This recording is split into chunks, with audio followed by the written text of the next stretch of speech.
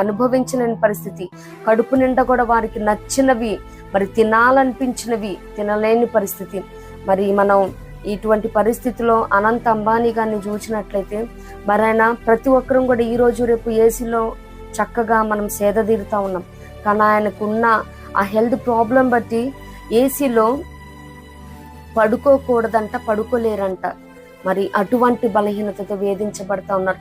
నిజమే కదా, మరి దేశం మొత్తం మీద మరి గొప్ప ధన సమృద్ధి చేసుకున్న వ్యక్తి తన తండ్రి తర్వాత వారికే కదా ఆస్తి. కానీ ఏమన్నా ప్రయోజనం ఉందా? దాన్ని బట్టి వి మస్ట్ ప్రైజ్ గాడ్.